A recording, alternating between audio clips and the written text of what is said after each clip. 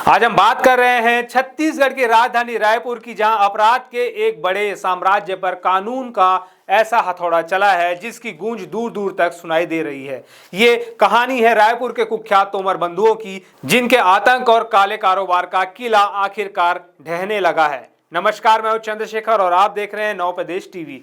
यह है वीरेंद्र सिंह तोमर और रोहित सिंह तोमर। रायपुर के ये वो दो नाम हैं जो पिछले कई सालों से सूदखोरी, ब्लैकमेलिंग और अपराध की दुनिया में दहशत का दूसरा नाम बने हुए थे। मूल रूप से उत्तर प्रदेश के रहने वाले इन भाइयों ने रायपुर को अपना ठिकाना बनाया और यहीं से अपने काले कारोबार का नेटवर्क फैलाया। लेकिन अब कानून का शिकंजा इन पर कस चुका है। आप सोच रहे होंगे कि आखिर इन पर आरोप क्या है। लिस्ट बहुत लंबी है। इन दोनों भाइयों के खिलाफ रायपुर के अलग अलग थानों में एक दो नहीं बल्कि 12 से ज्यादा संगीन आपराधिक मामले दर्ज है। सूदखोरी, गरीबों और मजबूर लोगों को ऊंची ब्याज दरों पर पैसा देकर उनकी संपत्ति हड़पना, ब्लैकमेलिंग, लोगों को जाल में फंसाकर वीडियो बनाकर या किसी और तरीके से ब्लैकमेल करना, धमकी और अवैध वसूली, जान से मारने की धमकी देकर हफ्ता वसूली और जमीन जायदाद पर कब्जा करना, हत्या की कोशिश, जिन्होंने इनकी बात नहीं मानी उन पर जानलेवा हमला करना, मारपीट और बंधक बनाना, पैसे न चुका पाने वालों को बंधक बनाकर बुरी तरह पीटना, अवैध हथियार रखना, अपने खौफ को बनाए रखने के लिए पिस्टल और तलवार जैसे अवैध हथियार रखना। ये वो अपराध है जिन्होंने रायपुर में कई परिवारों को बर्बाद कर दिया। लेकिन कहते हैं ना, पाप का घड़ा एक ना एक दिन भरता ही है। मई 2025 से ये दोनों भाई पुलिस की पकड़ से बाहर है। ये फरार है। पुलिस और प्रशासन ने इनकी गिरफ्तारी के लिए 5,000 का इनाम भी घोषित किया है।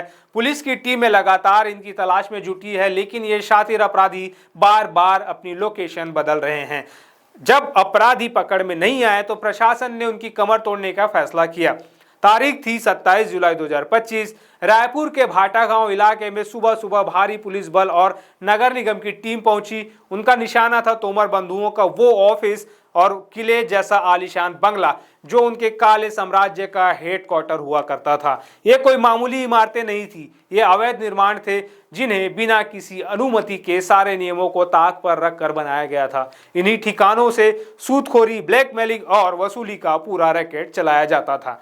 प्रशासन ने साफ कर दिया कि जो निर्माण अवैध है और अपराध का अड्डा है उसे बख्शा नहीं जाएगा। और फिर गरजते हुए बुलडोजर ने इस अवैध किले को मिट्टी में मिलाना शुरू कर दिया। इस कार्रवाई के दौरान किसी भी विरोध की आशंका को देखते हुए भारी संख्या में पुलिस बल तैनात था। यह सिर्फ एक इमारत का टूटना नहीं था, यह तोमर बंधुओं के खौफ के साम्राज्य पर सीधी चोट थी। एक तरफ बुलडोजर चल रहा था तो दूसरी तरफ पुलिस इस गैंग से जुड़े लोगों पर शिकंजा कस रही थी। अब तोमर बंधु हाथ नहीं आए तो पुलिस ने उनके परिवार और गुर्गों पर नजर रखी। इस मामले में पुलिस ने रोहित तोमर की पत्नी भावना तोमर और वीरेंद्र की पत्नी शुभ्रा सिंह उर्फ नेहा को गिरफ्तार किया।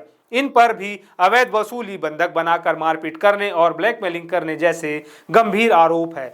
पुलिस की पूछताछ में इन महिलाओं ने कई राज उगले और तोमर बंधुओं की बेहिसाब संपत्तियों का खुलासा किया। इनके अलावा पुलिस ने इनके कई गुर्गे और सहयोगियों को भी दबोचा है, जिनसे लगातार पूछताछ जारी है।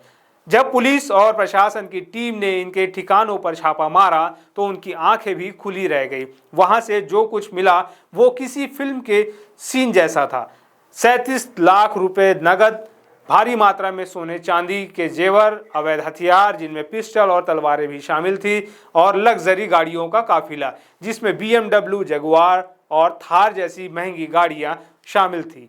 और सुनिए, इस जब्ती में एक और चौंकाने वाली बात सामने आई। जब्त की गई एक लग्जरी कार जगुआर दरअसल एक पुराने पीड़ित की थी।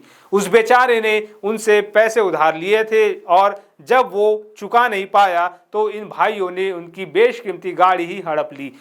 सोचिए किस स्तर पर इनका आतंक चल रहा था। इस बड़ी कार्रवाई पर छत्तीसगढ़ सरकार का रुख भी बिल्कुल साफ है। प्रदेश के गृह मंत्री विजय शर्मा और नगरीय विकास मंत्री अरुण साव ने सोशल मीडिया पर इस कार्रवाई को सुशासन की जीत बताया। उन्होंने कहा कि यह अपराधियों पर कानूनी बुलडोजर की एक नजीर है।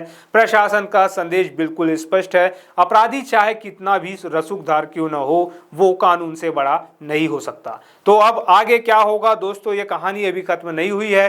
गृह मंत्री ने साफ कहा है यह सिर्फ पहला स्टेप है, आगे और भी बड़ी कार्रवाई होगी। पुलिस और क्राइम ब्रांच की कई टीमें इन फरार भाइयों की तलाश में सिर्फ छत्तीसगढ़ ही नहीं बल्कि उत्तर प्रदेश, दिल्ली, राजस्थान समेत 5 राज्यों में लगातार छापेमारी कर रही है। इनके खिलाफ नए मामलों की जांच हो रही है और इनकी बाकी संपत्तियों को भी सील करने की प्रक्रिया चल रही है। तो कुल मिलाकर रायपुर के तोमर बंधुओं का अवैध साम्राज्य अब ढह रहा है। उनके आतंक का किला बुलडोजर से गिरा दिया गया है। उनके गैंग के लोग सलाखों के पीछे हैं और उनकी काली कमाई जब्त कर ली गई है। हालांकि मुख्य आरोपी वीरेंद्र सिंह और रोहित सिंह तोमर अभी भी फरार है, लेकिन पुलिस और प्रशासन जिस तरह से एक्शन मोड में हैं, उन्हें उम्मीद है कि वे भी जल्द ही कानून की गिरफ्त में होंगे।